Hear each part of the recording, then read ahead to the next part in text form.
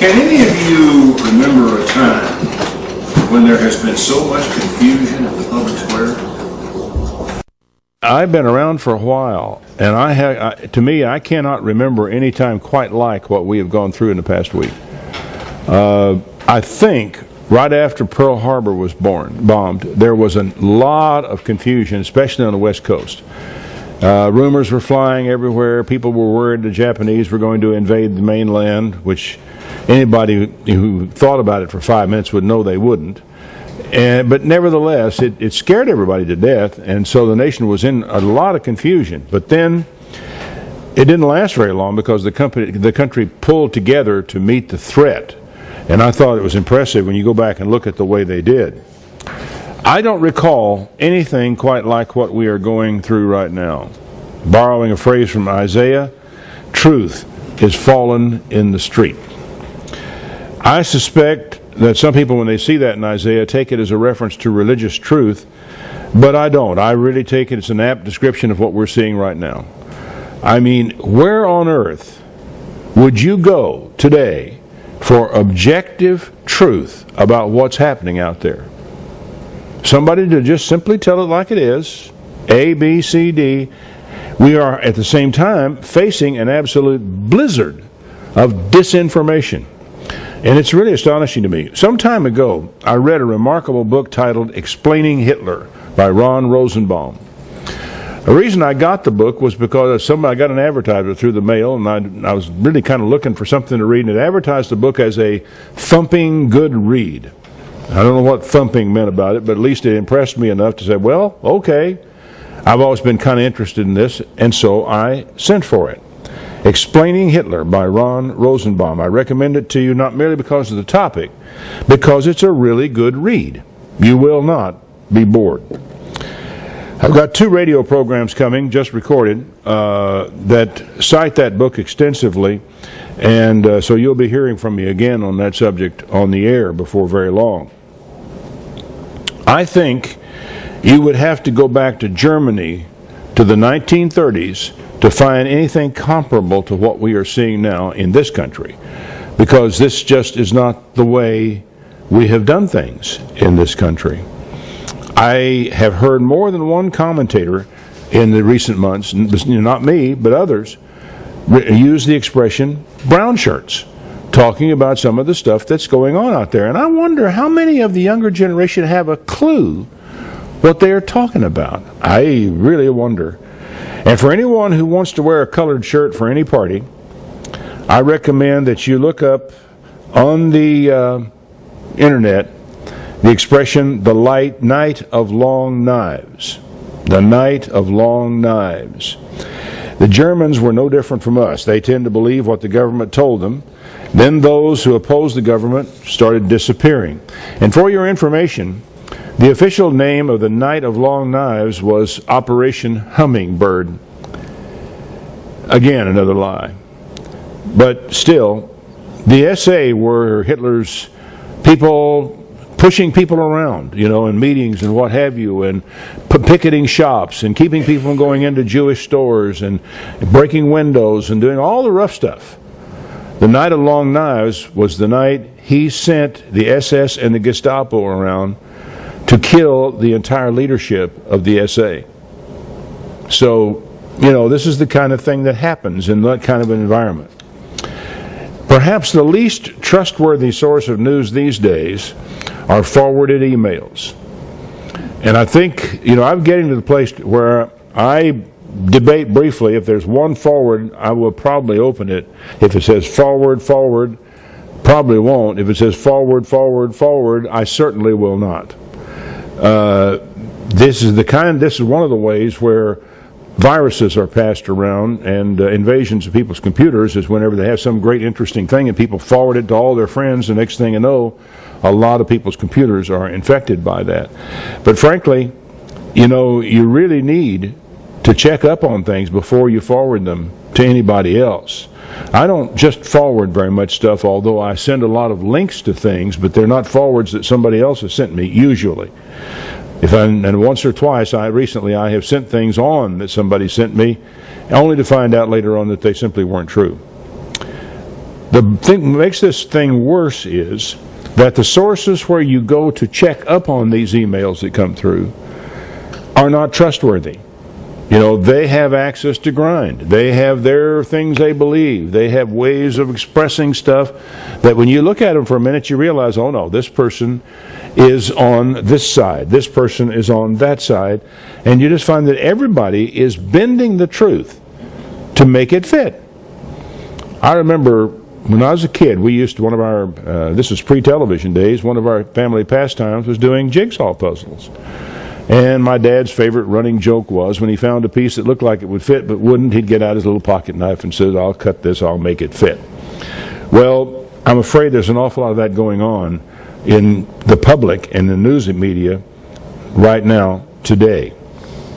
I think the German Christians who kept silent all through the persecution of the Jews and then were cowed into silence whenever their own pastors got shipped off to concentration camps, and most of them died there. I think at first they were motivated by Paul's description of agape love. Love bears all things, believes all things, hopes all things, endures all things. So that we see something happening and we say to ourselves, oh, I believe him. Oh, that can't be right.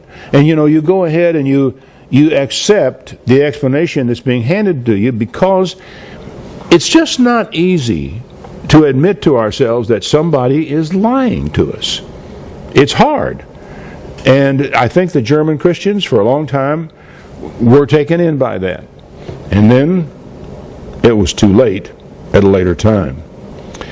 Paul in another place cautioned us. He said, be you wise as serpents and harmless as doves. Christian people tend to be kind of the opposite sometimes. We're as wise as doves and harmless as serpents, but we really tend to be a little bit naive. Fact is, we really can't afford, living in the world we're living in right now, not to be realistic. The problem, though, is this. What is real, and how can we know it? That is the difficult question. So we turn back to our old friend Isaiah for answers to the questions like this. Isaiah 59 is one of my favorites. I keep coming back to it again and again. I don't know why it resonates in my memory, and has for years. Isaiah 59, verse 14. Judgment is turned away backward. Justice stands a long way off. Truth is fallen in the streets, and equity cannot enter. The Hebrew word for equity basically is a word for balances. You know, something that's fair, balanced, and so forth. It can't get in the door. Yea, truth fails, and he that departs from evil makes himself a prey. You stand up and tell people the truth, they will, some sources will be all over you. How far back do we have to go to find examples of it? I bet you guys could give me some of them off the top of your head in recent memory. Open up, speak the truth, create a situation where the truth gets told, and they will be all over you. And that happens. Well, the Lord saw it, and it displeased him that there was no judgment. And he saw that there was no man, and he wondered that there was no intercessor. Therefore his own arm brought salvation to him, and his righteousness, it sustained him. No intercessor. Does that mean we have failed?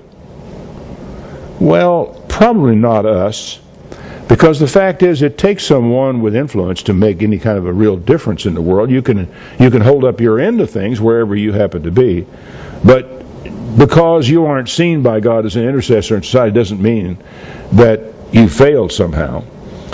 In reality, I think it is talking about office holders. In that day and time, he was talking about the priests and the princes in particular. People who were in a position to make a real difference in policy. And he said, I looked for them, and there was no one there. But look what happens when the office holders dare speak contrary to the conventional wisdom. They come in like a bunch of vultures and rip the flesh from their bones. They get butchered by the media, torn limb from limb, as it were. Now it's fascinating how some writers in generations past, working on far less evidence than we have today, actually warned against this kind of society. One of the most remarkable examples is George Orwell. Orwell was English, and he was worried about the advent of socialism in England, which right after World War II was coming on very strong. And he wrote 2 books, Animal Farm and 1984. These books I really recommend. I think it's a good time for us to go back and review these things, because the stuff that's happening now is stuff that George Orwell saw in England in 1945, saw it coming over the horizon, and now I think we are beginning to see the same sort of thing taking shape here right now. And we're not talking about a mere difference between economic systems. We're really talking about something very different from that on the part of the people who are trying to pull it off. And we'll just have to look, because that's the question, how do you know what is real? When you get emails coming into your box, when you can bounce all over the internet and find every side of every story, and people screaming at the top of their voice, people trying to intimidate other people, where do you go? And how do you know? My dominant impression is that the people in that day and time had come to believe a lie and to take it for the truth. Days like these were prophesied at different eras. And it's really fascinating when people read the Bible lots of times without a really good sense of history, without a really good idea of how things flowed. So consequently, you may not realize how different some of them are. Jeremiah, for example. Jeremiah was a prophet in Jerusalem in the days just before the city finally fell. We are a long way down the road when Jeremiah is there and Jeremiah is preaching. We have gone through the David and Solomon era. We've gone through Saul, the judges, Saul, David, Solomon, and then the divided kingdom following that. I forget really right now the length of time of the history of which Judah existed as a monarchy. The northern tribes, I think just a little over 200 years is how long they lasted as a separate entity before the Assyrians came in and took them out. But Jeremiah is at the bitter end of a long process. One day, God told him, Jeremiah 5 verse 1, "Run you to and fro in the streets of Jerusalem. See now, seek in the broad places thereof, if you can find a man, if there be any that executes judgment that seeks the truth, and I'll pardon it." Man, now I think this is a figure of speech. I don't think Jeremiah got out and run up and down the streets, but God is making his point. He says, you can get out and you can run up this street, down that street, go all the way through this city. I just want you to see if you can find a man in there who actually executes judgment and seeks the truth.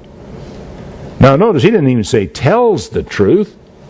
He said seeks the truth. And of course, we got to put ourselves into there and say, okay, am I a truth seeker or not? Do I really want to know the truth? Or do I have some axe of my own to grind? It's important to realize that. And though they say, the Lord lives, they swear falsely. In that day and age, it was like what happens in the courtroom here. You go into court, you hold up your right hand, you swear to tell the truth, the whole truth, and nothing but the truth, so help you God. Sit down and lie in your teeth. Happens commonly. Well, he said, this is the way it is. They swear falsely. O Lord, are not your eyes upon the truth? Jeremiah asks. You have stricken them. They have not grieved. You have consumed them, and they refuse to receive correction. They have made their faces harder than a rock. They have refused to learn. Then Jeremiah said, well, surely these are the poor. They are foolish. They don't know the way of the Lord nor the judgment of God. I will get me to the great men, and I'll talk to them. For they know the way of the Lord, the judgment of their God. But no, he said, these have altogether broken the yoke and burst the bonds. Nobody, top to bottom. Now this is really a kind of a spooky thing to think about. Quite a long time before this, Hosea was up in Samaria, the city of Samaria, and the regions of the house of Israel, as opposed to the house of Judah in the south. And he had a message that he kept preaching, and I again and again, when I'm doing the radio program these days, I keep coming back to this 4th chapter of Hosea, because it is so powerful and so apt to our people. who cannot learn the lesson of history, it seems, and who are bound and determined we're going to repeat it. Hosea 4, verse 1. Hear the word of the Lord, you Israelites, because the Lord has a charge to bring against you who live in the land. There is no faithfulness, no love, no acknowledgement of God in the land. There is only cursing, lying, and murder, stealing, and adultery. They break all bounds, and bloodshed follows on the heels of bloodshed. Ezekiel, in another place, in another time, said they break out, and the blood from this crime runs into the blood from that crime. It's just one crime after another. Because of this, the land mourns. All who live in it waste away. The beasts of the field, the birds of the air, the fish of the sea are dying. But let no man bring a charge, let no man accuse another, for your people are like those who bring charges against the priest. Now, to think about this, you need to understand, the priests were religious authorities. They were also in this society the religious authority. The civil authority. They were the county health department. Whenever someone had what appeared to be a breaking out of leprosy in his skin, he had to be taken to the priest. The priest had to examine him and decide whether he should be kept apart or not. Same thing true of a house. So these were men who not only had to do with teaching the law, they also had to do with enforcement in that day of time. So, but you people will go to court at the drop of a hat. You bring charges against anybody for anything. You stumble day and night, and the prophets stumble with you. So I'm going to destroy your mother. My people are destroyed from a lack of knowledge. Because you have rejected knowledge, I also reject you as my priests. Because you have ignored the law of your God, I will ignore your children. And then comes this line, which is just devastating. The more the priests increased, the more they sinned against me. The way it's worded in the King James even seems more pointed to us as a people when it says, as they were increased, so they sinned. There was by increase, he means becoming wealthy. And I think this is just as true today in our political class as it was back then in the priestly class. They exchange their glory for something disgraceful. They feed on the sins of my people and relish their wickedness. And it will be like priests, like people. I will punish both of them for their ways and repay them for their deeds. They will eat, but they won't have enough. They will engage in prostitution, but they will not increase. Won't be any kids. They have deserted the Lord to give themselves to prostitution, to old wine and new, which takes away the understanding. Bunch of drunks, having sex, committing prostitution, the whole thing. And you know, when he starts out with this, he lists three big things. Cursing, lying, and murder as the opposites of what he expects of people. And we are a land where blood is flowing and people are killing people as a routine matter, but probably the dominant two sins that we see around us every day are lying and adultery. Then there is Isaiah, who prophesied years before Jeremiah and just after Hosea, sort of in the saddle between these two, as it were. I want us to look at Isaiah 59, where the original quote I gave you came from, for what we can learn about it, because I still have not answered the question I asked you earlier. What is real, and how can we know it? Isaiah 59, verse 1. Surely the arm of the Lord is not too short to save. Surely his ear is not too dull to hear. But your iniquities have separated you from your God, and your sins have hid his face from you, so that he will not hear. Not that he can't. He has made a decision based upon the way you're living your life that he won't listen to you. Your hands are stained with blood, your fingers with guilt, your lips have spoken lies, and your tongue mutters wicked things. Lies, lies, lies. It just comes again and again and again. And here we are, right here, right now, just feeling like we're in a crossfire of lies. No one calls for justice. No one pleads his case with integrity. They rely on empty arguments and speak lies. Now I want you to think about this. We'll come back to that a little bit later, but I want you to think about this right here. They rely on empty arguments and speak lies. What do you hear on television today when the talking heads are coming and being brought in? I don't know what it's like on CNN. I got so bored with them I couldn't watch them anymore, but I watch Fox a lot. And they bring in talking heads, talking heads, talking heads, talking heads. What do you hear? You don't very often hear a full-bore argument about something. What you hear are empty words. You hear what are called talking points and political spin, which are slogans, they're one-liners, they're things they hope the evening news will pick up, and they're sound bites that will be played, and they don't have any substance behind them at all. Do you know how debates were done in the old days? It's, you watch these presidential debates or any other debates you see on television, which seemed to me, always used to feel like throwing something at the television set when I'd hear Hannity or Combs say, "We're going to debate this." I say, "No, you're not. All you're going to do is just jaw at one another," and sure enough, that's what we get for a while. Empty arguments. When you're going to do a debate, and I remember this from college days because I was on a debate team, we each got, there were two of us on the side. Each of the two pro guys got 10 minutes. Each of the two con guys got 10 minutes.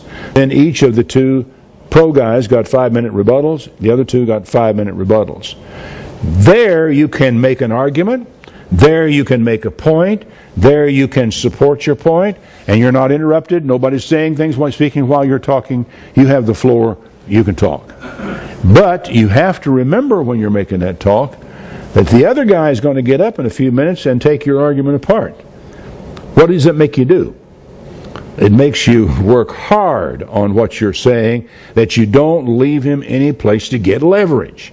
You don't give him a slot to get a screwdriver in so he can pry the thing apart, because if you do, he will, unless you happen to be lucky enough to come up against inept opposition. Not only that, but in college debate, and I think high school is the same way, you have to be prepared to argue both sides. And you draw going into a debate whether you're going to debate pro or whether you're going to debate con. That doesn't, at first blush to me, that didn't sound right. But after a little bit of experience, I began to realize that unless you have a case against, you have no case for. In other words, you don't understand the argument unless you can actually make the argument against your argument. You don't understand the situation well enough to even stand up and talk about it. As a result, somebody's going to take you apart. So, in preparation for our debates, we had a topic we talked about all year long, and we went back and forth on it both ways. I believed the same thing at the end of the year about it that I believed at the beginning of it, but I sure understood it a lot better when all was said and done.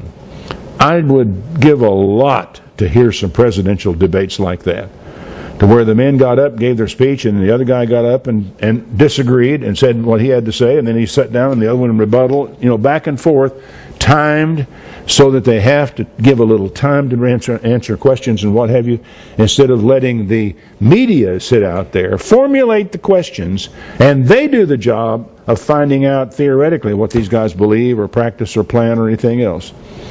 And the presumption in all that is that the media, well, they're fair. That is the biggest lie that's ever been told to anybody, anytime, anywhere.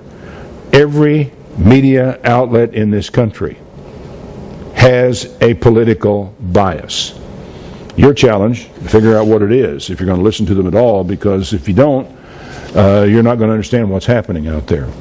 Okay, they rely on empty arguments. They speak lies, which is what sound bites and talking points and political spin are. They are lies. They conceive trouble and give birth to evil. They hatch the eggs of vipers. They spin a spider's web. Whoever eats their eggs will die, and when one is broken, an adder is hatched. They're cobwebs out there busy making. All these arguments they make, they're cobwebs. He said they're useless for clothing. They can't cover themselves with what they make. Their deeds are evil deeds, and acts of violence are in their hands. And I'm telling you something, if you listen to some of these debates on television, you are hearing nothing except cobwebs. They won't hold anything. They won't cover anything. And we really, as consumers of news and what have you, we need to be a whole lot more critical than most of us are. Their feet rush to sin. They are swift to shed innocent blood. Their thoughts are evil thoughts. Ruin and destruction mark their ways. The way of peace, they don't know. There is no justice in their paths. They have turned to crooked paths, crooked roads. No one who walks in them can ever know peace. You know, this is important. Lies drive out the truth, and justice follows truth out the door. The dominant lesson that came to me from this chapter is that the lying that becomes so strong destroys good judgment. And then your bad judgment leads to bad decisions, and everyone things just go from bad to worse. So justice is far from us. Righteousness does not reach us.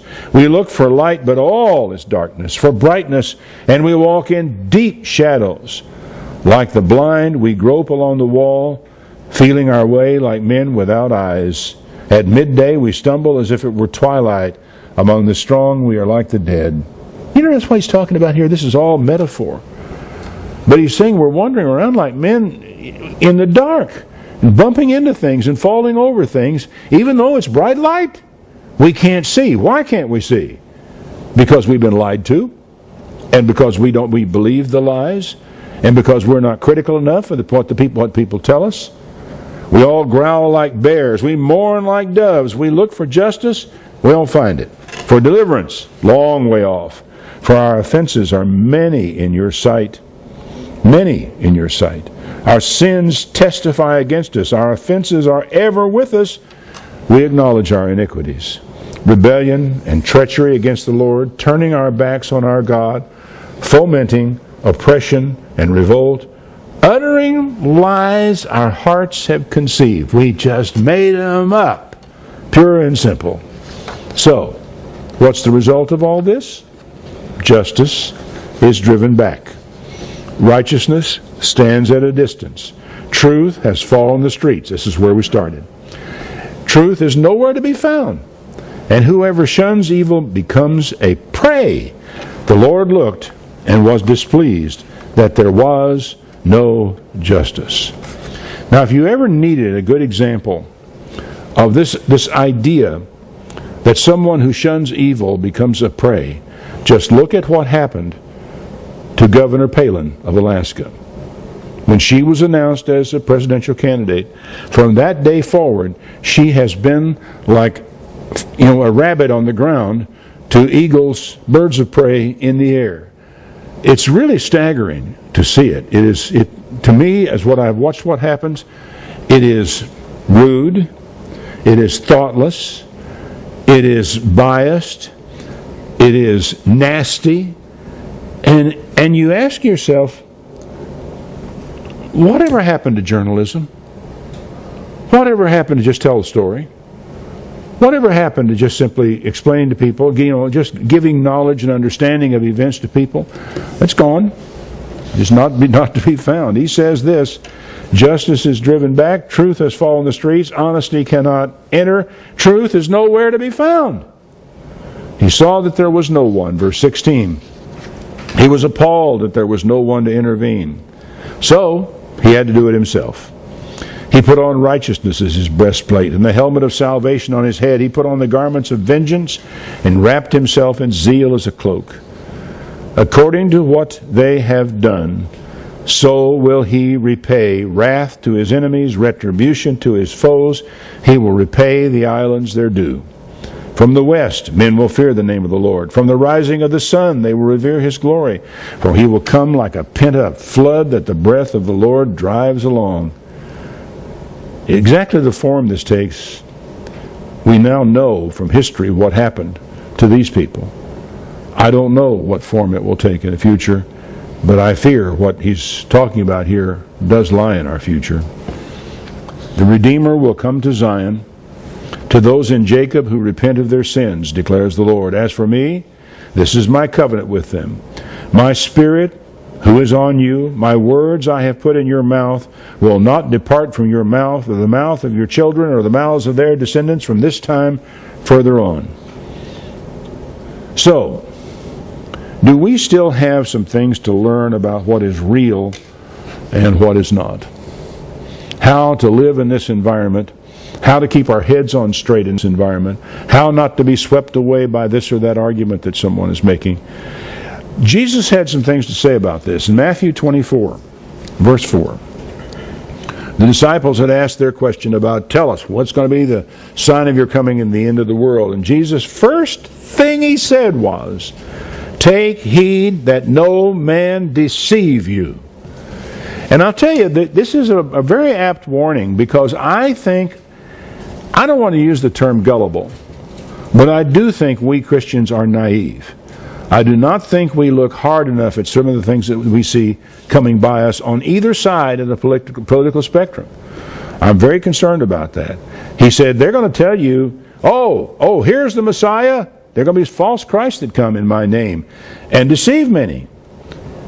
Here's the Messiah. There he is. Don't believe it. For false messiahs, false prophets will appear and produce great signs and omens to lead astray, if possible, the very elect. It's interesting. The King James translators, I don't know if they couldn't handle that quite like it was in the Greek or not. This is the New Revised Standard Version I'm reading. They do all this kind of thing to lead astray, were it possible, the King James seems to say, even the elect, which implies it's not. Actually, the Greek doesn't imply any such thing. He just simply says, to lead astray, if possible, even the elect. And if I read my Bible correctly, it seems evident to me that there are people who were good people, obedient people to God, believers in God, trying to be faithful to God, who were deceived on this or that point. So don't think that just because we are the elect, don't just think because we, quote, have the truth, end quote, that we are invulnerable. We aren't. Take note, he said, I've told you beforehand. So if they say to you, look, he's in the desert, don't go out there. Behold, he's in our inner rooms. Don't believe it. For as the lightning comes to the east and flashes to the west, so will the coming of the Son of Man be. Wherever the corpse is, the vultures will gather together. Really a strange thing he's saying here, but it's plain what he's driving at. You're not going to, you're my disciples, you're not going to need anyone to tell you when I come back. You'll know. You can't miss it. Because where I am, that's where you're going to be. You don't have to worry. If you're not with me, I haven't come. Now, I think some Christians believe that because they have truth, or have the truth, that this kind of deception won't happen to them. Frankly, I think those people are just as vulnerable as anybody, and perhaps even more so, because they have not been internally forewarned and cautioned against what could come. Now, and again, they are wrong and in danger. 2 Thessalonians chapter 2. There's a really interesting passage here from Paul. I don't know whether I'd say he made a mistake in the first letter, but he kind of everybody in that era was thinking that Christ was coming in their lifetime. And the Thessalonians, because of the way Paul talked about the resurrection in his first letter, got kind of excited about the imminent return of Christ. He wrote back in chapter 2, verse 1 of 2 Thessalonians, second letter, now we beseech you, brethren, by the coming of our Lord Jesus Christ and our gathering together to him. I think he means concerning these things. That you be not soon shaken in mind, nor troubled, neither by spirit, nor by letter, nor by word, nor by letter, as from us. Which is, I think he's referring to his first letter. As that the day of Christ is at hand. Let no man deceive you by any means. Why warn them if it wasn't possible? Okay? There's no need to say, let no man deceive you, if it couldn't happen. Don't let anybody deceive you. That day will not come unless there is an apostasy first, and that man of sin be revealed, the son of perdition, who opposes and exalts himself above all that is called God or worshipped, so that he as God sits in the temple of God, showing himself that he's God. Good grief. I don't know what he's talking about here, but it hadn't happened. It simply has not happened. Now, don't you remember when I was with you, I told you these things? And by the way, this individual cannot be Muslim. There is absolutely no way he could command any support from the Muslim world by claiming to be above God or claiming to be God and sitting in a temple. Wouldn't happen. Now, remember when I was there, I told you this. Now you know what holds back that he might be revealed in his time. For the mystery of iniquity is already at work. Basically, the word means lawless. The mystery of lawlessness is already at work. Only he who now lets will let until he be taken out of the way. What does that mean? I don't know. I've heard all kinds of different explanations. None of them are compelling to me. But I do think the Thessalonians knew precisely what he meant, because he just said, remember when I was there? I told you? He's making reference to that. Then shall that wicked be revealed, whom the Lord will consume with the spirit of his mouth and destroy with the brightness of his coming. Even him whose coming is after the work of Satan, with all power and signs and lying wonders. Think about it. Actually out there performing miracles and doing huge things.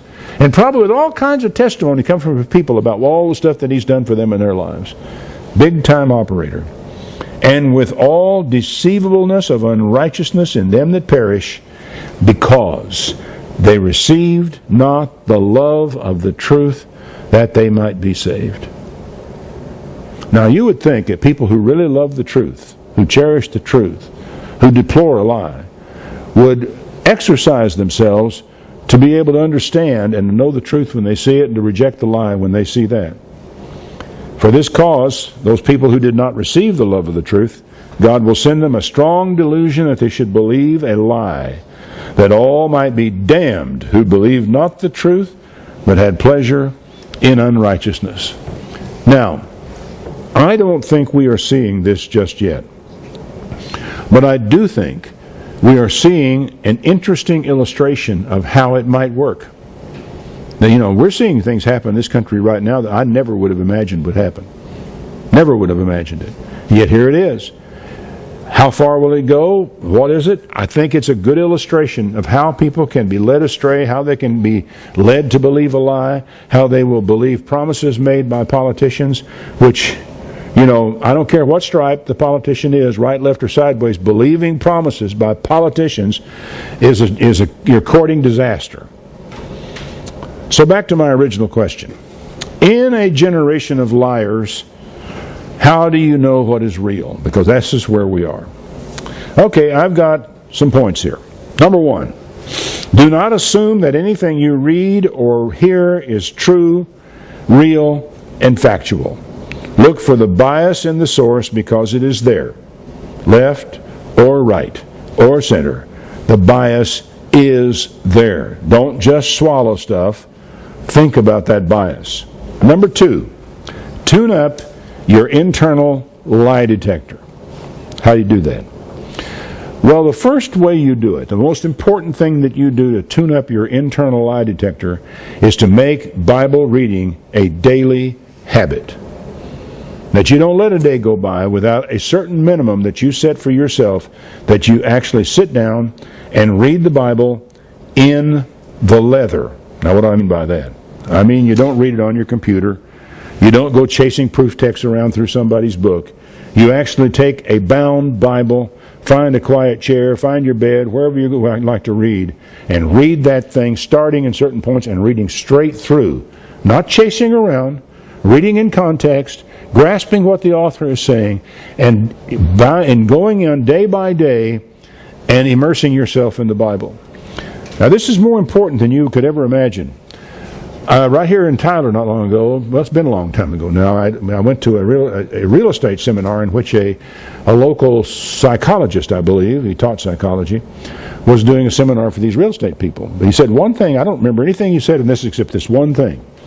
He said, everything that goes into your mind, no matter how it goes there, sense of touch, feel, smell, eyes, ears, whatever it is, everything that goes into your mind stays there forever. It's like a closet, he said, you can never clean out. And that's kind of scary in a way. So that when you read the Bible and you read it consistency, it's going in there and it will stay there forever.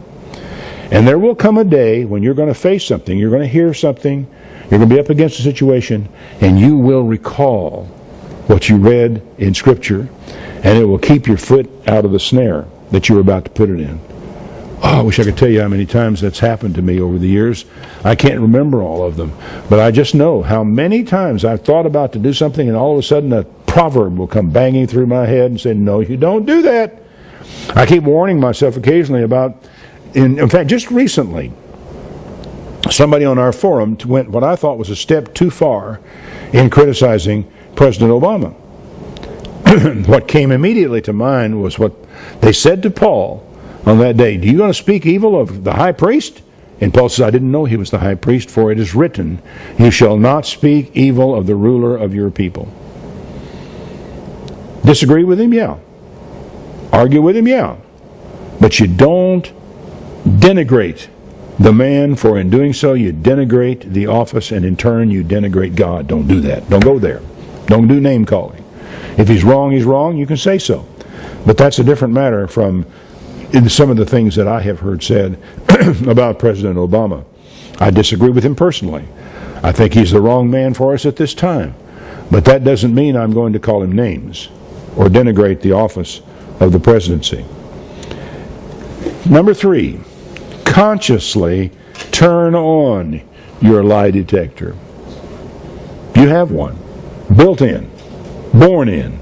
You've been developing it ever since the day you were born. Your mind is set that way. It may be rusty, but it tends to tell you when something is not right. You read something and you... I remember one email came through to me the other day, and I read it, and I thought, this is very funny if it were true. It's outrageous if it were true, but I really don't think it is. Why did I think that? I don't know. It just didn't want to work. The lie detector has got to be turned on. You've got to ask yourself, you don't just see something that agrees with you. You don't just see something that says what you want to be said and assume that that's right. You've got to ask yourself, is it right? And only after you've asked it, is it right, and you've thought about it for a minute, then you can consider how to determine where it is. Our exercise, when we're looking at television, you can do this as an exercise. Don't look at the screen. Turn around, turn off the screen, but keep the sound on. And listen when the talking heads are discussing issues. And here's the game. How many sentences did you hear before you can tell the man's or woman's political persuasion? We have a game we sort of play. We'll listen for a minute. We'll say Republican. Listen a little further. Another one says Democrat, and you don't have any problem at all figuring that out. Now, why is that? Well, because most of the time they're using sound bites and talking points, and they're not talking in any depth. They're just using the thing they think people are getting used to hear. It's all slogans. Is about all you get anymore. Anyway, watch for and listen for talking points. I didn't know something. I where that came from, but apparently I heard yesterday on the radio someone talking this over and said this came from Dick Morris and Bill Clinton. Back whenever he was having all his troubles, they began to issue from the White House talking points to their group of people they had out there talking for them. And you could, if you listen to enough of them during the day, you could make up the list of talking points yourself. Rush Limbaugh has made that harder because Rush Limbaugh loves to collect all these from different voices across the internet and then play them what he calls a montage. Just bing, bing, bing, bing, bing. And it's almost laughable. You begin to wonder, is anybody thinking anymore? Is anybody researching anymore? Do they think we won't notice? Well, there was a time when probably they'd been right in thinking that. We wouldn't have. But people like Rush, and he has a great fun with it, but it's also rather enlightening when you hear it. I mean, what are you going to do with that? I know Rush, you talk about bias. Rush has got plenty of that. But the bias that you hear in these linked up montage sound bites is very revealing, and it's true. It's true. And you can hear it yourself as it ticks off through there. In the main, talking points are lies. Some little white lies, some big black lies, but they're lies. So consequently, when you start hearing talking points, just know you're getting spin, which is another polite word for lie. 3, maintain a healthy skepticism. Now, this does not conflict with Paul's description of love. Believes all things, hopes all things, endures all things. I think Paul is talking about personal relationships among brethren, not about politics. The old song, how can you tell a politician is lying? I presume all of you know the answer to that. If his lips are moving, right? Yeah. A healthy skepticism keeps a good grip on three little words. You remember the old song, Three Little Words? Cute song. The three little words were, I love you. These are the most important three words in the English language. But what I'm about to tell you are the second most important words in the English language, and they are, I don't know. I hear that once in a while. I don't know where they go to find these people on television who will say that. But I think they must search high and low and dig and what have you to find somebody who will go and say, I don't know. I hear this, I hear that, this is what it looks like, and kind of tell you the truth. Somebody who says, I don't know, is doing you a big favor. Beware of people who are too certain, too sure. It's dangerous. Frankly, I'm not nearly as sure of a lot of things today as I was 40 years ago, 60 years ago. I'm not going to go to 70 years ago. It was only 5, and that doesn't count. But, you know, you really have to think that, beware of that. We live in an uncertain world, and it's really important to keep that in mind. Because the problem is that once we say, oh, I know, if we happen to be wrong, the unlikely, far-out category that we just might be wrong, we'll miss it. Whereas the fellow says, I don't know. This fellow said this, another one said that. I think we should keep our eyes open to this. That guy's not going to get blindsided. It's the one who has decided too soon what he knows, when he doesn't really, gets in trouble. Number 4. When your internal thermostat tells you the debate is getting too hot, turn the debate off. Just stop listening to it, because you're not going to be getting anything worth listening to there. Now, I don't mean by this that you hide your head in the sand. Go looking for a different point of view. Try to gain some perspective. Here's a novel idea. Read a book. Now, people may grind axes in a book, just like they do on television, but they can't get very far without you figuring them out, really. And books are easy to check. You're looking along there and somebody makes a statement. He's got a footnote. Say, oh, you go looking at the footnote and you find a book and so forth. So I'm going to go down to the library and see if that's true. You can do it. You may even be able to find out, go up on the internet and do a search and find out whether it's true or whether it's not. But I've noticed this in Ann Coulter's books, that Ann Coulter will make these statements and then she will have footnote, footnote, footnote. She has voluminous footnotes. And the sources are there and the facts are there. So you get a chance. I mean, you may not like Ann. You may think Ann's a bomb thrower, and she is. You may think she's a satirist, and oh, yes, she is a satirist. But there was nothing funny about those chapters, particularly that chapter in her latest book about unwed mothers and their children and the handicaps that they're putting on these children by bringing them into the world with no father in the household. No throwing that aside. So go read a book. Check up on it. Take careful note of the news source you are reading. Ask yourself where this story fits on the political scale of right to left. You're reading a newspaper. As you're reading along, just ask yourself a question. Keep this little question always on.